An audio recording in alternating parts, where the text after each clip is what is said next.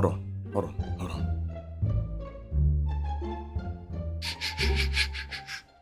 You hear that? Yeah. Football's back, baby. I'm excited. I'm thrilled. It is the NFL. It is my favorite sport. I'm bringing you my favorite futures props for the NFL this season. And I'm giving you my week 1 plays for the Chiefs and Lions Thursday night at Arrowhead.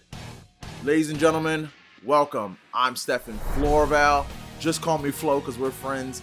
I'm excited to bring you a full NFL season worth of action, breakdown, analysis. Each week I'm going to be giving you my plays, my thoughts on games. As you can tell, it's going to be a big year for the green and white. I'm repping my Jets. I'll be giving you my thoughts during the NFL season. But before we begin, if you could please kindly like the video, comment, subscribe. I appreciate everyone following me, rocking with me, whether it be on Twitter, Instagram, YouTube. The love is overwhelming and I appreciate it. I see we have a question. I'm sorry, maybe you already answered this, but why exactly are we here? Son?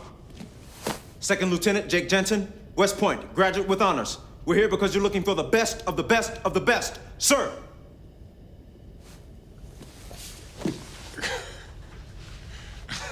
What's so funny, Edwards? Your boy Captain America over here. The best of the best of the best, sir. Yeah, with honors. He's just really excited and he has no clue why we're here. That's very funny to me. Y'all ain't laughing though. Well, let's get right into it. My favorite prop of the season has to be hands down. My friends will tell you that I've been saying it every day since May. I've been saying it on my X or Twitter timeline. Anyone, the Starbucks barista, someone at Chipotle making my bowl, please, if you have some spare change, please put it on Garrett Wilson to go over 1,125.5 receiving yards this year, and it's on FanDuel at minus 112. That boy is good. Good and terrible. Now here's the obvious. He was the offensive rookie of the year. He caught for 1,100 yards. So 1 + 1 plus the fact that they got Aaron Rodgers. Yeah, sure. Obviously, anybody can call this one, but I'll give you more evidence why I like it. Garrett Wilson's a player who's coming into his own, did that as a rookie, and I look at the fact that he didn't really play the full amount of games. For one, week 1, he played limited snaps against the Ravens. Didn't really see much action besides being the 4th receiver. Let's start there. 2, under LaFleur, the Jets' offense left a lot to be desired. And the most obvious, the Jets were playing quarterback last year with these guys. And now they've got Aaron Rodgers. So in a year where the New York Jets will be playing against Josh Allen and Tua, 2 games apiece, they'll be playing against Dak Prescott and Patrick Mahomes and Jalen Hurts and Justin Herbert. That's 8 games worth of elite level quarterback play if all these guys suit up for those games. Yes, I think the Jets defense will be excellent. I think the Jets will want to run the ball more. I think the games may not be as big of shootouts because of that Jets defense and the fact that the Jets may play more ground and pound. But the Jets are going to have to score points this year, especially week 1 at MetLife Stadium against the Buffalo Bills. 1,125.5 to me is a smash spot. I think Garrett Wilson is going to be one of the top 6 to 8 receivers in the NFL. I also have him as one of my long shots, a sprinkle for him to lead the league in receiving yards at plus 2,000. Garrett Wilson's coming to his own. I think his game reminds me of a young Tay Adams, a young Justin Jefferson. He's going to go off this season. Give me everything, Garrett Wilson. Which brings me to my second prop. Give me the Jets over 9.5 wins at minus 120. Now, there are question marks on this team. The offensive line. How does Mekhi Becton hold up? How does Dwayne Brown hold up? How does Aaron Rodgers look if teams press and blitz him and get into his face and harass him? We know that his stats fall off a cliff when he's blitzed, hurried, and harassed. But I think with this Jets team, you can rely on the fact that they're going to have an elite defense. They're going to have one of the best pass rushers in the league. For my money, they got the best secondary in the league. And I think you also look at the fact that Breece Hall will eventually come down the stretch and be a player that they can lean upon with him and Dalvin Cook, run the ball. And I would not put it past the Jets at the mid-season trade deadline to see them go get a big piece from one of these teams that are going to be out of it.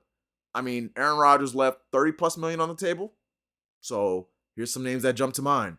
Devontae Adams, Mike Evans, Aaron Donald. All 3 are going to be on teams that potentially will be terrible looking to play out the stretch. And with this little 2-year window the Jets have to win now with Aaron Rodgers, yeah, give me the 9.5 wins. I think the Jets hit 11 plus wins. I think they even win the division.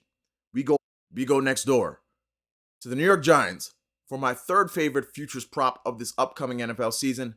And it's last year's 5th overall pick. And I'm expecting him to have a huge season under Wink Martindale's defense. It's Kayvon Thibodeaux, over 5.25 sacks. You can find that over at FanDuel for -122. Now, last year for Kayvon was a little bit of a mismatch year. He sprained his MCL in the preseason, so he started the year not playing and then being eased into the action. He also happens to play in a Wink Martindale pressure system where he'll have his hand in the dirt. He'll be standing as an off-ball linebacker at times, dropping into coverage. You could tell early on in the season he was swimming a little bit, and it's to be expected. He's a rookie, good explosion, violent hands, someone that has a huge, immense skill set. So I love the fact that the New York Giants let him swim out there, gave him the opportunity to learn on the job, make some mistakes, and we saw down the stretch, man, Kayvon came through. 3 sacks in the final 4 games, 4 sacks overall in 14 games. I look back to that December 19 Washington game where he was wreaking havoc on the Commanders. You saw the rip move. You saw the powerful hands that I just alluded to. From weeks 12 to 15, Kayvon Thibodeaux had 19 pressures. That was the 8th most in the NFL. I love Kayvon to not only cover this 5.25 sacks, I wish I could ladder it. I think he's going to get 8 or 9 sacks. I think he's going to be a big reason why this Giants team is going to be competing in these games. He is a player that I think has stardom written all over him. Maybe not this season, but in the future, you're looking at a future Pro Bowler in Kayvon Thibodeaux.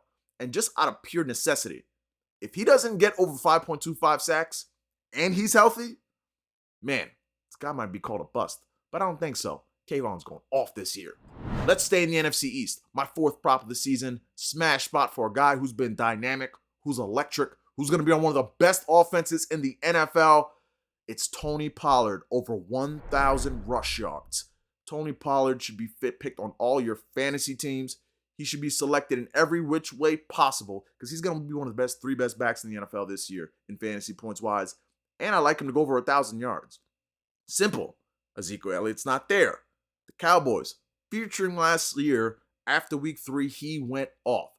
He had over 1,007 rush yards last year.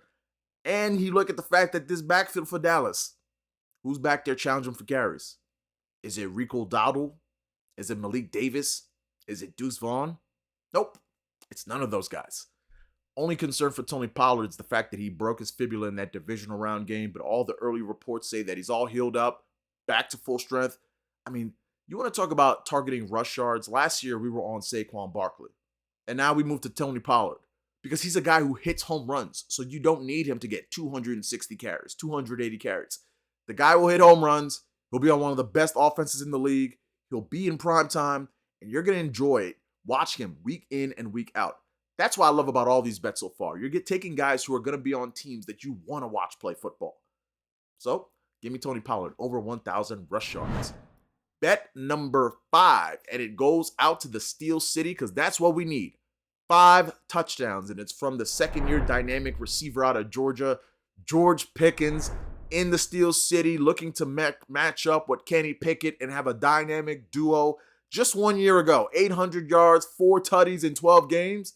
Well, I look at that Steelers receivers room, and Deontay Johnson is an excellent receiver, but Pickens is special. This is a guy who could take the top of a defense. They only have like one of those on that unit. They have a lot of nice receivers there, but there's only one guy who can go get those 50-50 jump balls. As we've been seeing in training camp, time and time again on social media, 6'3", 4'4" speed. You look at the Steelers' track record of receivers they've taken. I'm thinking we're seeing another one in the making.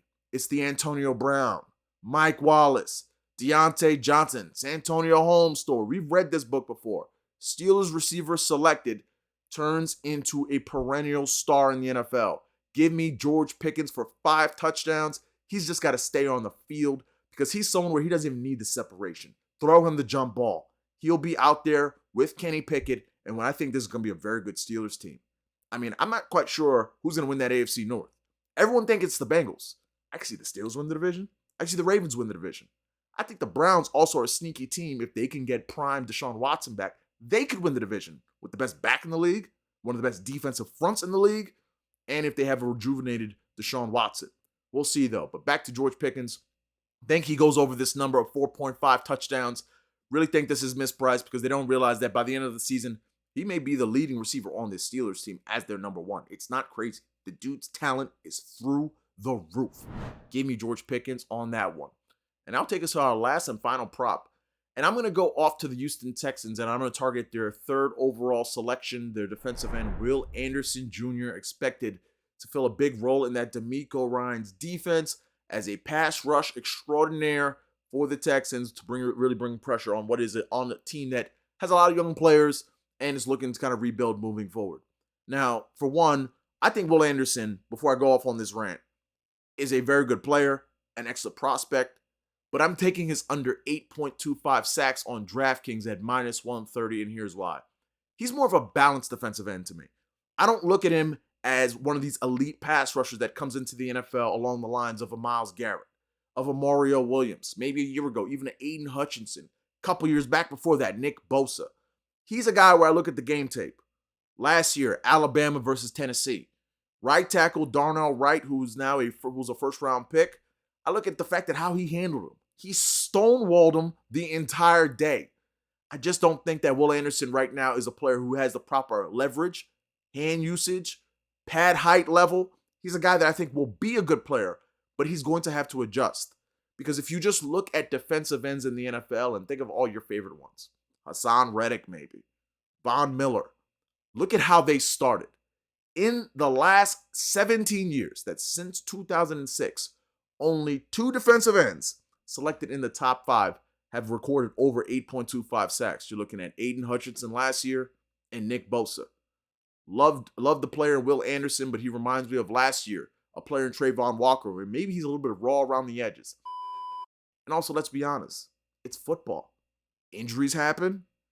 He could just get knocked out, get dinged. You don't root for injury. But if it happens, he'll be out a couple games. And the first game back, they'll be easing him in. And also with this Texans teams, look at this game script. They won't be a team that's holding big leads where teams have to pass on them. They profile as a team that'll be trailing if anything. So Will Anderson's under 8.25 sacks. That's my 6th and final play for my Futures NFL. Just to wrap up, just to give you all the looks, Garrett Wilson over 11.25.5. The New York Jets over 9.5 wins. Kayvon Thibodeaux, let's get over 5.25 sacks. Tony Pollard, run that football, baby, over 1,000 yards. George Pickens, I think, gets you over 5 touchdowns. I think he gets 6 or 7. And Will Anderson Jr., under 8.25 sacks. That was the future. Let's talk about today.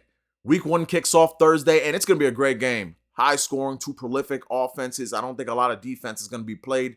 It's the Kansas City Chiefs at Arrowhead unveiling that Super Bowl banner against the Detroit Lions. I've got 4 plays for this one, and the first one starts on the Detroit Lions side with Amon-Ra St. Brown. I like him to go over 6.5 receptions at minus 135 because if you look last year at the target production of Amon-Ra, he was targeted 76 more times than the next Lions receiver. I love him to get that 7 total because this is a game that profiles with 1, holdout Chris Jones will not be playing this game. 2, I think that the Chiefs won't get them off the field, but I think the Lions will be trailing in this game. So the game script to me lines up with the slot receiver and Amon-Ra St. Brown will be peppered with targets. I like him in this game to get those 7, and I'm even throwing half a unit on his 9 receptions at DraftKings, parlaying that on DK with the Lions to score 1 touchdown in the game for plus 215. And speaking of that game script, that leads me to Jahmyr Gibbs, their dynamic first-round selection running back, who head coach Dan Campbell has compared to Tiki Barber and Alvin Kamara. Well, we know he's electric. We know he's quick with the ball in his hands. I think he gets 6 to 8 targets in this one and really has a big role on opening night. So I'm taking him for 25 receiving yards and the Lions in a parlay to get 1 touchdown for minus 120. The line on this one has jumped up. It's at 29.5. I've seen upwards of 32.5. I love everything Jahmyr Gibbs in this game. I think this kid's going to shine out. I think he's going to ball out.